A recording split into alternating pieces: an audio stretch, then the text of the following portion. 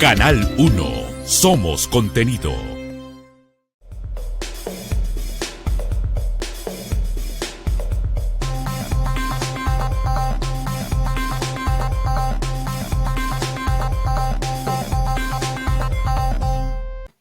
Muy buenas noches, amigos, ¿cómo están? Mi nombre es Carmen Boto, soy la conductora del programa Enfoque y Estrategia y estoy muy contenta de tenerlos nuevamente en nuestro programa. Queremos darles las gracias por todas sus muestras de afecto, participación y todos los comentarios y preguntas que ustedes hacen en nuestros programas de Canal 1 Somos Contenido. Bueno, hoy vamos a hablar de un interesante tema. Estamos ya a una semana de las elecciones presidenciales y ayer justamente fue el debate de los candidatos presidenciales organizado por el Jurado Nacional de Elecciones en Arequipa. Bueno, al respecto vamos a hablar para entender un poco acerca de la parte económica, ¿no? Entonces vamos a tener el análisis económico de este debate presidencial. Para explicarlo y para entenderlo mejor, estamos con un invitado muy importante. Él es profesor e investigador de la Universidad ESAN, el profesor Edmundo Lizarzaburu, a quien le doy la más cordial bienvenida. ¿Cómo está, profesor? Me gustaría saber cuáles son sus impresiones generales sobre el debate realizado anoche en Arequipa. Bueno, primero yo creo que todo debate es importante, ¿no? El debate se ha vuelto parte de un proceso electoral, no solamente en el Perú, sino en todas partes del mundo. Yo creo que un punto positivo fue que sea un debate descentralizado, ¿no? Al margen de las pullas que puedan haber habido, el ponerse de acuerdo y los idas y venidas, yo creo que el debate por sí solo es importante. Juntar a los dos candidatos con mayor votación, ¿no? Al margen de que si ese ha sido pequeño, por debajo de 20%, es importante y era necesario. Bien. Lo que no me gustó, voy a ser muy claro al respecto, es la forma del debate. Yo creo que los cortaba a los candidatos de alguna manera. Yo creo que no había mucha interacción. Los candidatos al inicio, de alguna manera, empezaron a plantear sus ideas, pero la temática, la manera en la cual en algún momento los moderadores interrumpían o se daban las preguntas de los ciudadanos, creo que le empezó a quitar velocidad al debate, ¿no? Entonces, en general, es positivo que haya un debate. Yo creo que sería importante que la tónica o la forma en la cual se desarrolló pudiera mejorar, ¿no? Ok. Bueno, no sé si hemos tenido algún problema al inicio, si no me han escuchado nuestros amigos desde el inicio, en el cual agradecíamos por la preferencia a nuestro programa y a toda la programación de Canal 1 Somos Contenido. Y bueno, este tema es de vital importancia, amigos, como dice el profesor. Es importante entender qué es lo que han propuesto realmente los candidatos, si son medidas viables, si son medidas populistas. Entonces hay que entender realmente qué es lo que necesita nuestro Perú para reactivar la economía. Una de ellas, es una de las preguntas que tenemos justamente, profesor, es acerca de que los dos candidatos mencionaron que apoyarán a los pequeños y medianos empresarios, a los emprendedores, y para ello han visto la opción de dar créditos, ¿no? Y préstamos para ellos. ¿Qué opina al respecto de estas medidas?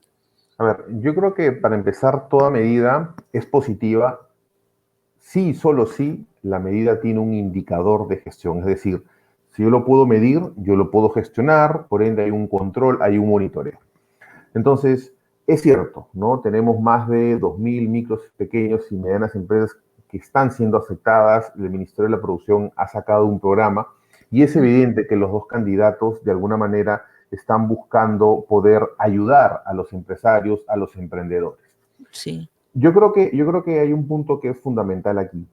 El Perú hoy en día es un país que, al margen de la situación que estamos viviendo, al margen de la pandemia, ha evidenciado una importante salud financiera. Ese es un punto fundamental, una importante salud fiscal, un ordenamiento fiscal, un ordenamiento monetario. Entonces, yo creo que las propuestas son interesantes, pero hubiera sido más interesante, de alguna manera, mencionar aspectos que personas en ambos equipos lo conocen, ¿no? Yo creo que hubiera sido interesante indicar que se van a emitir bonos soberanos de moneda nacional, bonos globales, para poder financiar, porque en realidad los programas hay que financiarlos, ¿no? Si bien es Exacto. cierto, eso puede generar un incremento en el déficit fiscal, tenemos espacio. No estamos con la situación de Colombia en la cual Colombia ha tenido un downgrade producto, entre otras cosas, de su déficit fiscal. Yo creo que es una oportunidad que ambos candidatos tienen que tener en consideración. Los programas de crédito yo creo que son importantes, pero en la medida que hay un control del crédito, pero no control de que el Estado va a controlar, sino un control desde el punto de vista no punishment, sino desde el punto de vista de gestión, de monitoreo, es decir, el dinero en qué se va a utilizar, cómo lo vas a canalizar, es decir, que decante al sistema financiero de una manera que el sistema financiero contribuya con la medición de indicadores, de scoring, para hacer un seguimiento y que no al final de 3, 5, 7 años, dependiendo de los plazos que los candidatos han mencionado, termine condonando esas deudas. Eso no puede pasar. Entonces, sí es necesario, de alguna manera, darles crédito a las microempresas, ¿no? Para poder empaquetar la deuda generada por estos 12 meses de no haber trabajado, que esa es la gran verdad. Y de alguna manera lanzarlos, como se dice en finanzas, a una cuota balloon. Me van pagando pequeños montos, porque eso de que no se pague nada y se pague todo al inicio, yo creo que es un error.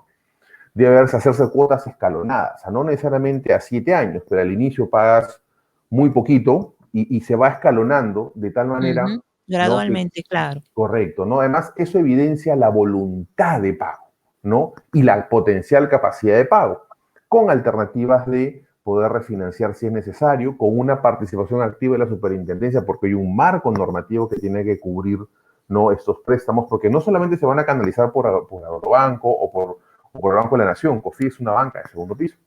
Tiene que ir a través del sistema financiero. Todos los agentes deben de participar. Entonces es un punto importante que hay que analizar. La propuesta suena interesante.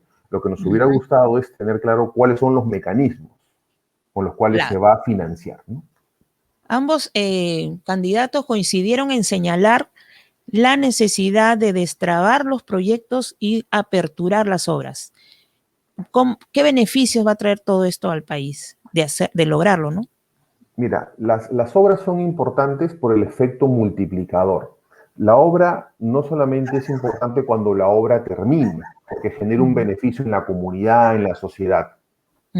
Es importante porque en el proceso, hasta que se termine la obra, ¿no?, se requieren, entre otras cosas, ¿no?, materia prima, mano de obra, ¿no es cierto?, financiamiento, pero además las zonas aledañas de las obras empiezan a dinamizarse, ¿no? Empieza a necesitarse alimentación, empieza a necesitarse vivienda, empieza a necesitarse transporte y empieza a necesitarse comercio, aspectos que son fundamentales. Entonces los proyectos per se son importantes, son necesarios, y yo creo que es una buena señal que ambos candidatos hayan indicado que quieren destrabar los proyectos, ¿no? Claro, los proyectos tienen que tener atrás un correlato con su licencia social, una adecuada comunicación, ¿no?, un adecuado manejo medioambiental, ¿no? Y claro, ahora un adecuado manejo de los temas que están asociados al COVID y a la pandemia. Pero en general, un aspecto muy positivo, eso podría decantar en un fortalecimiento probablemente de proinversión, y además podría decantar en descentralizar algunos procesos que están en ciertas entidades y hacer mucho más fluido. Esto no significa que no va a haber control. Acá tiene que haber un control, y no solamente el control concurrente, el control de la Contraloría. O sea, el control tiene que darse de manera interna y también por parte de la sociedad civil, ¿no? ¿Es posible lo que mencionó el candidato de Perú Libre, descentralizar también el Ministerio de Economía? ¿Eso es posible? A ver, yo particularmente considero que los ministerios de alguna manera tienen un propósito, ¿no? Y descentralizar, uno puede descentralizar cierta actividad, pero en realidad la descentralización se da desde el punto de vista de acceso, es decir, podemos descentralizar con digitalización, con mejores accesos, ¿no? ¿Eso qué significaría? Poner redes mucho más potentes de Internet, eso generaría mayor conectividad, ¿no? Es decir, que no se tenga que venir a Lima, juntarse, ¿no?, con las autoridades, sino se empiece a ver agendas virtuales de reuniones y sesiones, se establezcan horarios y genere toda una conectividad mucho más robusta, conectividad y reuniones grabadas, ¿no es cierto?, que generen transparencia. Entonces, Yo no podría aventurar a decir si es posible que un área del ministerio vaya a una región determinada, pero lo que sí me podría aventurar a decir es que los ministerios, con el avance y la tecnología que hemos tenido y el salto que se ha dado producto de la pandemia, Claro. perdón, van a poder estar mucho más cerca con el ciudadano, con las autoridades regionales, con los gobiernos locales. Eso sí debería darse. Y no solamente por parte del candidato Castillo, sino en general debería ser una política que debería empezar ahora. Es decir, Exacto. es momento de empezar a mirar cuáles son las políticas transversales que siempre tienen que mantenerse. Perfecto, coincido con usted. Y bueno, la candidata de Fuerza Popular también mencionó el programa Minería para el Agro, ¿no? Para cobrar más impuestos a las grandes mineras, empresas mineras, y con ello financiar los reservorios y canales de irrigación. Esa es una propuesta de ella, pero también indicó que el 40% del canon debe ser derivado a las familias, ¿no? Que están cerca de estas, involucradas con estas extracciones y, y apoyarlos de esa manera, ¿no? Porque ellos están cerca de las zonas extractivas y en muchos casos no reciben ningún apoyo por parte de algunas empresas mineras o el apoyo que merecerían en todo caso. ¿Qué opinas sobre estas propuestas? A ver, antes de hablar de la propuesta, yo sí quisiera comentarte algo, y esto lo he vivido y lo he visto, ¿no? Yo creo que las empresas mineras, en su mayoría, siempre hay excepciones, han buscado acercarse a la población aledaña y de alguna manera tener una conexión y buscar un bien común, ¿ok? Pero el canon es lo que se recauda producto de la minería, ¿ok? Ujú. Entonces, yo creo que la propuesta per se podría ser viable, pero volvemos al punto inicial. ¿Qué mecanismos de control se van a establecer? Exacto, Porque no se han dicho. dinero en mano, ¿no? Lo que nosotros necesitamos con el dinero en mano es que se reactive la economía, es decir, que el Exacto. consumo, pero el consumo generador de valor, porque ¿qué va a ocurrir? Reciben un año, reciben 2 años, y eso no va a ser perpetuo, es por una temporalidad, o debería ser por una temporalidad. Entonces, cuando a uno se le acostumbra a algo y no se le establecen las reglas claras, lo que puede Ujú, terminar ocurriendo es un problema y una situación de zozobra. Entonces, ujú, yo creo que lo interesante acá es establecer bandas, ¿no? Establecer escenarios, pero escenarios que sean win-to-win. ¿Qué significa eso? Es ujú. ver el análisis de los precios de los minerales. Pero lo que no podemos hacer, y ambos candidatos lo han planteado, no podemos ni expropiar, ni quitar, ni privatizar lo que funciona adecuadamente, no, perdón, nacionalizar lo que funciona adecuadamente. Nacionalizar. Tenemos que mejorar y privatizar lo que realmente no se requiere y se necesita. Acá lo que ella Entonces, también se refirió, disculpe, profesor, es también a la incapacidad de los gobiernos regionales para administrar los recursos de manera adecuada. Entonces creo que por ahí va la idea, ¿no? Me parece. yo creo que en realidad la idea es positiva en la medida que el recurso llegue al ciudadano. Entonces, si el Claro. recurso va a llegar al ciudadano a través del gobierno central, local o regional, a través de una obra gobierno-gobierno, es decir, lo importante, primero quitemos el canon un ratito, es que la población tenga salud, tenga educación. Pero Ujú, ojo, salud y educación vienen acompañadas con agua, luz y desagüe, o sea, ujú. servicios básicos. O sea, ese tridente es fundamental, porque podemos regalar A, B, C, pero ¿y dónde se va a enchufar? ¿Y qué luz va a tener? ¿Quién va a pagar la luz? ¿Con qué se va a lavar? ¿Con qué se va a limpiar? Entonces, tiene que haber una situación integral, ¿no? Una situación integral que permita ver a futuro qué es lo que necesitamos. Ya no tenemos que empezar el corto plazo, tenemos que empezar a mirar a largo plazo. Sí, Respecto al canon, yo considero que el uso del recurso no ha sido lo que la población esperaba. Es correcto, no ha sido. Entonces, ¿cómo vamos a mitigar y con qué acciones vamos a tomar de prevención para que eso no vuelva a ocurrir? Darle la plata directamente a la gente, yo creo que sí es importante que el ciudadano reciba, quizás en un menor porcentaje, pero tiene que establecerse una temporalidad, no puede ser de manera perpetua. O sea, eso es un tema también importante y creo que los equipos económicos, en este caso de la señora Fujimori, ha sido bastante claro en que algunos aspectos van a ser temporales, en otros lo van a ir revisando. Es como hacen cualquier candidato, sobre la marcha se va a ir viendo, ¿no? Normalmente uno tiene un plan, una estrategia, unas acciones, pero la situación y la coyuntura hace que esas situaciones puedan ir cambiando. ¿Y a qué me refiero? A eventos exógenos, ¿no? A situaciones internacionales. Estamos todos integrados. Entonces tenemos que estar muy atentos, además, ambos candidatos, ¿no? El que salga elegido o elegida el día domingo, tiene que de alguna manera tener en consideración aspectos de Europa. Europa está viviendo el Brexit, aspectos de Estados Unidos. El presidente Biden está con una política bastante diferente a la del presidente Trump, ¿no? China, China está en todo un desarrollo bastante representativo y no podemos dejar de mirar a la India, no podemos dejar de mirar a Japón y tenemos que empezar a mirar en nuestro vecindario, Brasil. O sea, Brasil es una economía muy potente, ¿no? Que está pasando una situación muy, muy atípica. Y los demás países, cada uno con sus particularidades, ¿no? Pero hoy en día, ambos candidatos tienen que incluir, ¿no? En sus escenarios potenciales efectos exógenos, ¿no? Que podrían hacer que las promesas o los proyectos o los programas no se cumplan, ¿no? Y cómo van a poder virar y girar. Excelente su observación, ¿no? No he notado en ninguno de los dos candidatos que hayan considerado esos detalles, ¿no? Que no somos un país que estamos global, ¿no? No podemos pensar solo en la problemática interna, sino también tenemos que mirar afuera y la conexión que vamos a poder tener a futuro con los otros países y las problemáticas también del entorno, ¿no? Entonces, también ellos han abordado el tema del empleo, ¿no? La falta de empleo y han hablado sobre la generación de empleo en nuestro país, esa necesidad urgente que tenemos.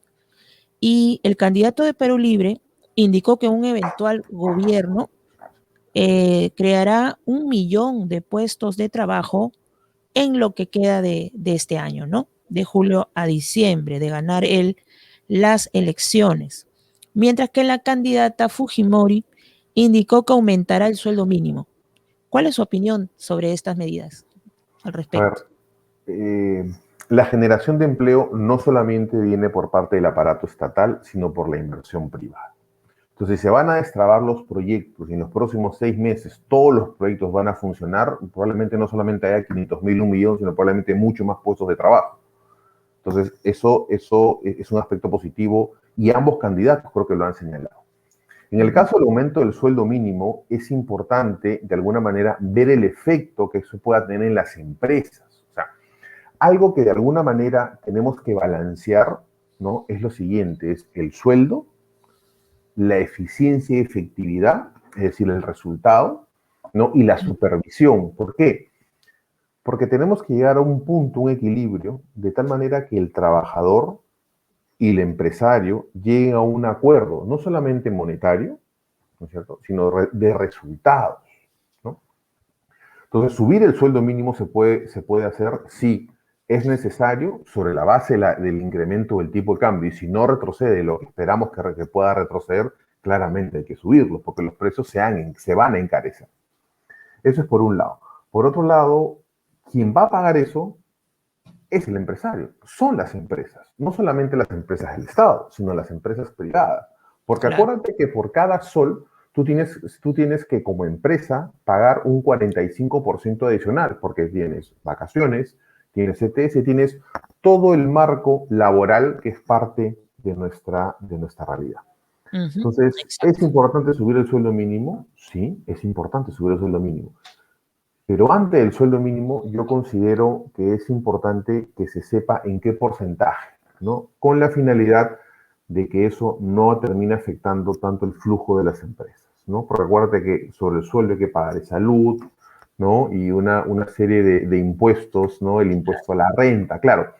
Si tú aumentas el sueldo y a la vez hay una reducción tributaria en el nivel de porcentaje y haces un equilibrio de tal manera que en el neto la empresa, su desembolso es el mismo, solamente que la distribución de a quién va el dinero va más a los trabajadores, sería formidable, ¿no? Claro. Pero tiene que haber un balance, porque lo que se necesita es que la población, después de esta pandemia, después de esta elección y todos los temores que se han presentado, empiecen a entrar en el mundo de la prevención, pero sobre todo en el mundo del ahorro, ¿no? Todo el mundo cree que ahorrar es guardar dinero. Ahorrar no solamente es guardar dinero. Ahorras en alimentación, ahorras en vivienda, ahorras en salud, ahorras en tiempo.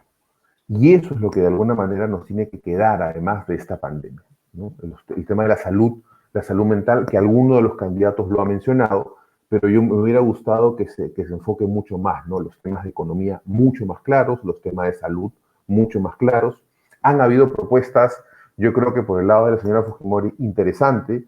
Yo creo que por el lado del candidato Castillo, de alguna manera proponiendo, pero más claro la señora Fujimori, pero en definitiva, ninguno de los dos nos ha plasmado, por lo menos ellos, pero sí sus equipos económicos, cómo lo va a hacer.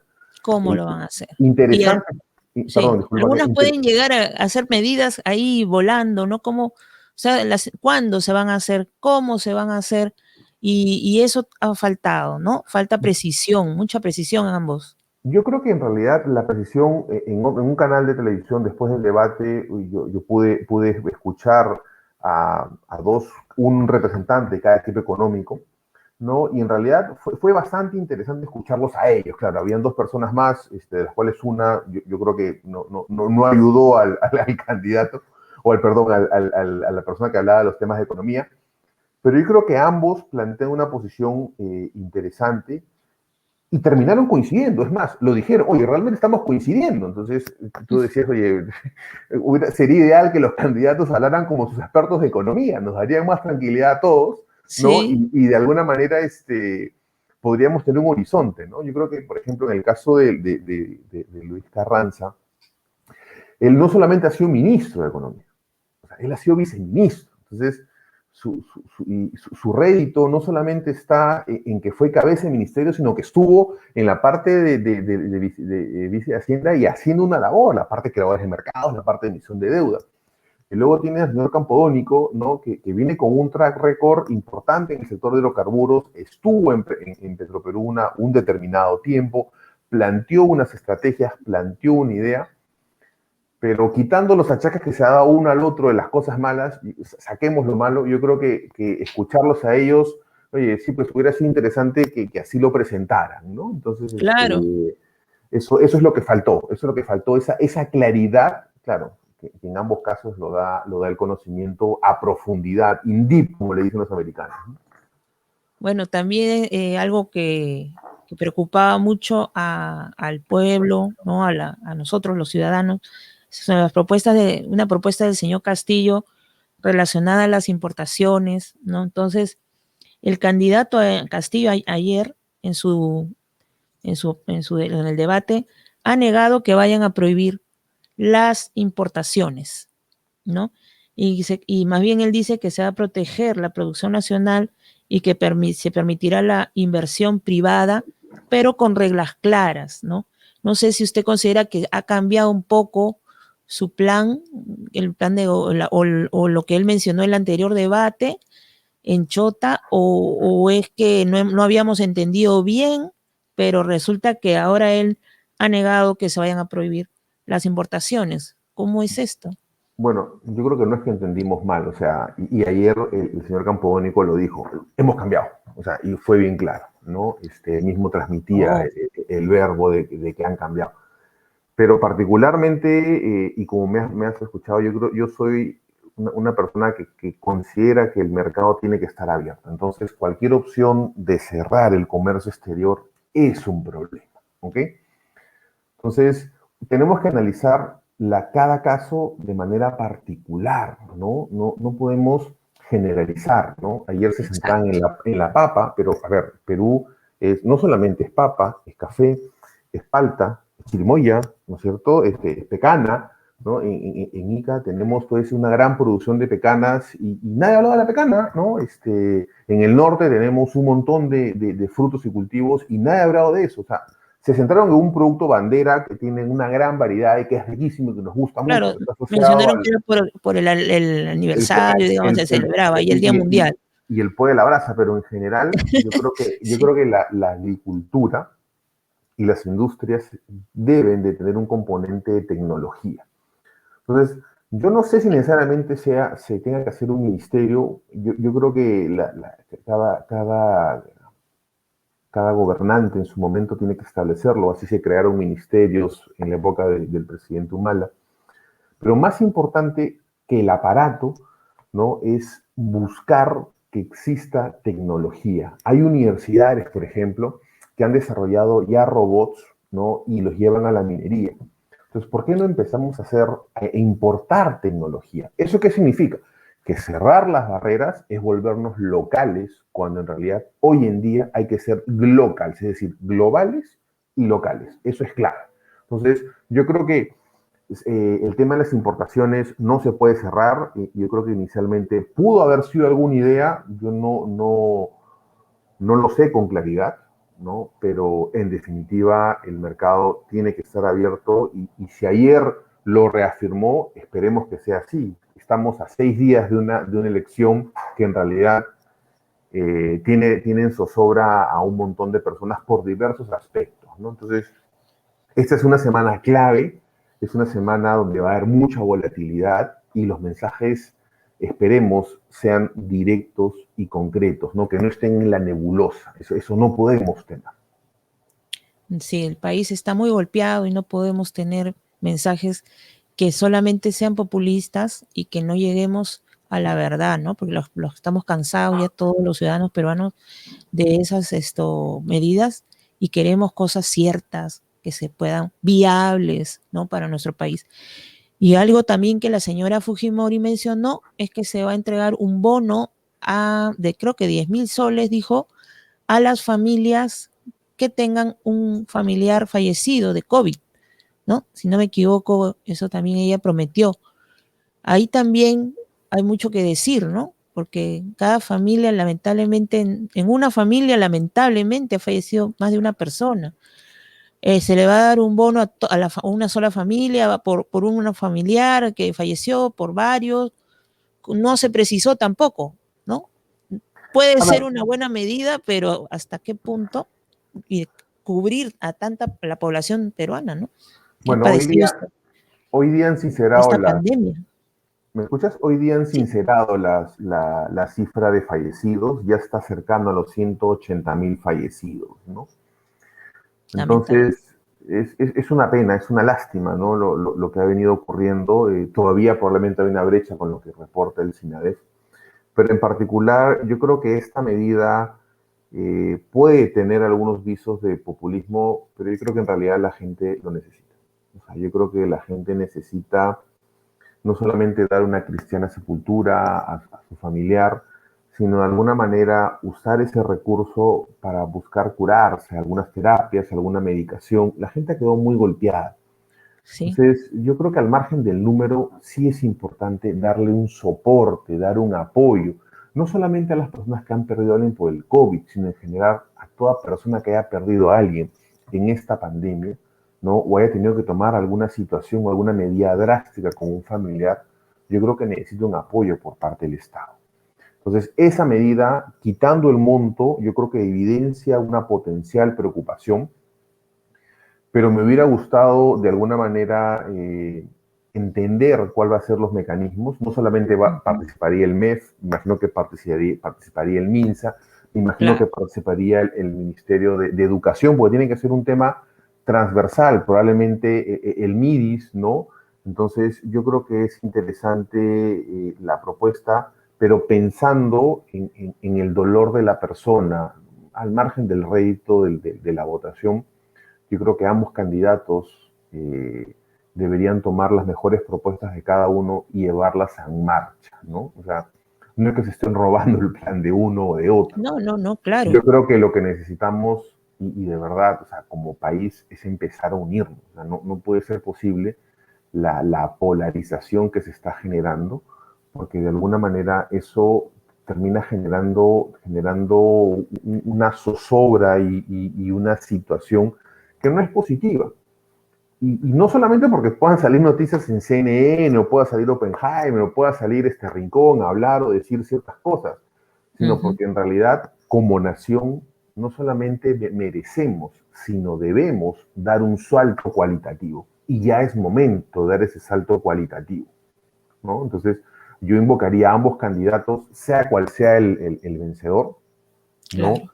A generar una agenda que nos permita crecer, ¿no? Pero crecer sin odios, crecer sin conflictos, crecer con integridad, ¿no? Crecer con innovación, crecer con desarrollo, ¿no? Y tratar de potenciar clústeres, ¿no? Tratar de integrar más a la gente, ¿no? Hasta ahora, y suena gracioso, para ir Iquitos la única manera de llegar es en avión, o sea, o agarras un bote y a ver en cuántas horas llegas, pues no hay una carretera directa, ¿no? Claro. Claro, hay todo un tema ingeniería que hay que revisar, pero sería importante empezar a generar obras que tengan un impacto de largo plazo. ¿Quieren hacer colegios? Hagan los colegios. ¿Quieren hacer postas? Hagan las postas. O sea, que no termine quedando en una palabra. O sea, la capacidad de ejecución del Estado, cuando el Estado lo quiere hacer, lo puede hacer. Entonces, Exacto. eso es importante. Sí, me quedo con lo que usted dice. Nuestro país está muy golpeado por el tema de la pandemia. Ha sido algo muy duro, ¿no? Esta es una elección diferente.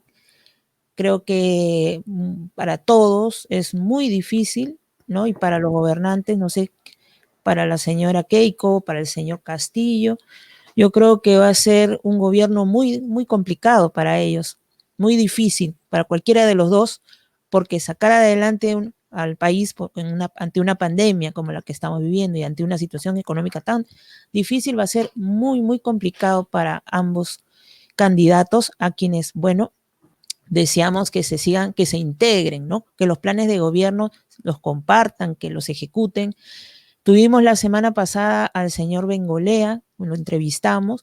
Él ha compartido su plan de gobierno con Fuerza Popular y así, bueno, vemos que tiene que ser. Él decía, yo no soy partidario, pero hay que ayudar. Es el país el que lo necesita. Entonces me quedo con lo que usted dice, ¿no? Hay que integrarnos todos, porque todos estamos trabajando por un Perú mejor. Muchísimas gracias, profesor Edmundo Lizarzauru, por haber estado con nosotros, profesor investigador de la Universidad de San. Le agradecemos muchísimo su tiempo y sus aportes. Creo que nos ha esclarecido mucho estas propuestas de ayer de los ambos candidatos. Y bueno, esperamos, amigos, que este domingo ustedes emitan un voto consciente y responsable y, como repito, por el bien de todos nosotros, de nuestro país. Nos vemos el próximo lunes para comentar los resultados y muchísimas gracias por estar aquí en Enfoque y Estrategia en Canal 1 Somos Contenido. Hasta pronto.